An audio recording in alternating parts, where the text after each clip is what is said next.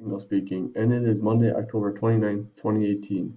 I'm going to be going over rules in a customer support team that takes place at a company. I will also be covering characteristics of a highly functioning team and strategies to develop a highly functioning team. Customer service representative roles in a team. Here are a few items to keep in mind with what a team role does for customer service. Open and maintain customer accounts by recording account information. Resolve product or service problems by clarifying the customer's complaint, determining the cause of the problem, selecting and explaining the best solution to solve the problem. Recommend potential products or services to management by collecting customer information and analyzing customer needs. Contribute to team effort by accomplishing related results as needed. Keep records or customer interactions. Process customer accounts and file documents. Go the extra mile to engage customers. Work with customer service managers to ensure proper customer service is being delivered. Highly functioning team. Here are a few items to keep in mind with what a team does. Pay attention to some metrics. In your team, you should pay attention to what the average handle time someone is on the phone helping the customer out with their problem, and also give surveys out to the customers to fill out about how they thought about the service and what they can work from there. So with that you have that in mind, what people think of your service, and you can also grow from there. It is important to talk about this with your team so you can help each other out. Creating a customer service vision. There is a shared definitions of outstanding service that serves as a compass to point everyone in the right direction. Creating one is the single most important task for any customer service leader. With a clear vision, teams can serve their customers at a constant high level. Developing service standards. Many companies create service standards to guide their employees. These standards promote constants with interacting with customers, help define quality customer service, and they provide well-documented guidance that makes it easier to train employees. Creating effective standards can be tricky. If you're not careful, they can actually lead to poor service. One way this can happen is when there's too many standards. An example. Our bank service standards. 1. Greet every customer using branded greeting. Display positive body language. Confirm customer's request. Complete requested transaction effectively. Identify opportunities for upselling. Suggest any additional products or service. Counter objectives with appropriate product knowledge. Provide receipt for transactions. Learn customer's name. Call customer by name. Ask questions to establish. Point out the survey invitation on the receipt. Ask customer if they need any additional assistance. Call customer by name at the end of the transaction. Use branded farewell solution.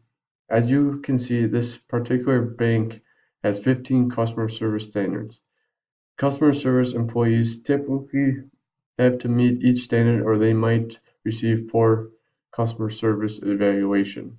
With having these many standards, it's hard for a regular human being to meet the standards of the bank standards. So it's kind of tough for the employee to meet all these.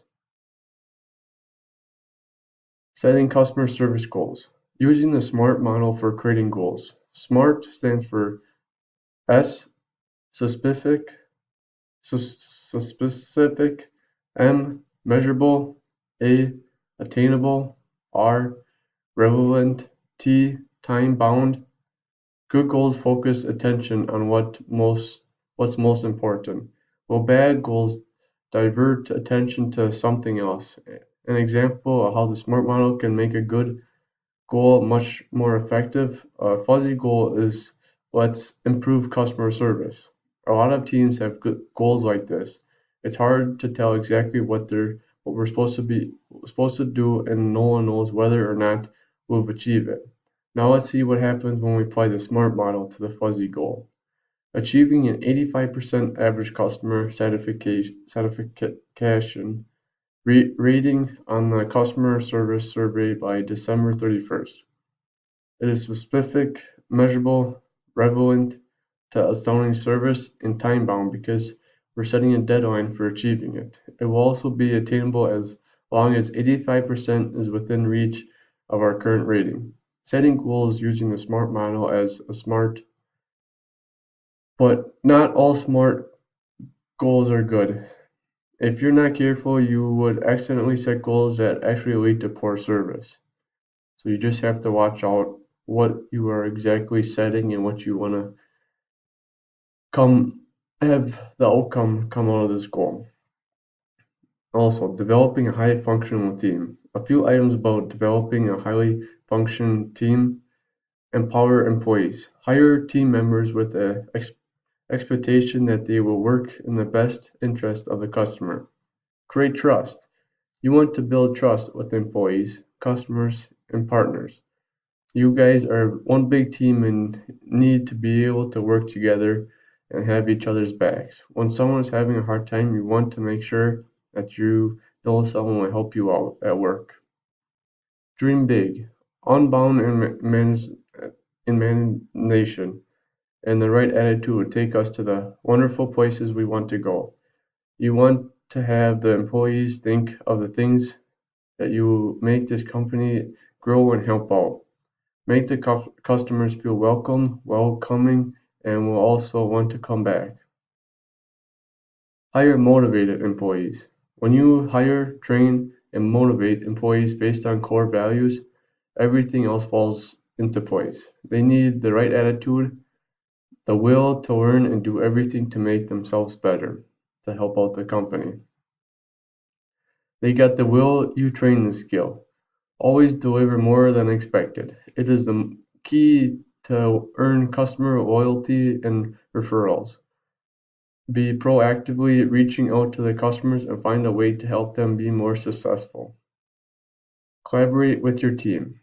If you don't have the answer, quickly transfer the customer to someone who does. When you involve your entire team in the customer support, you improve the speed and quality of responses. You will want to catch up everyone on what the problem is so you don't have to ask the customer the same questions again. If you do, they might get frustrated with you and will not be happy because it is taking longer than expected. And those are my skills and tips that I have found. And thank you for listening into my podcast. Have a great day. Bye.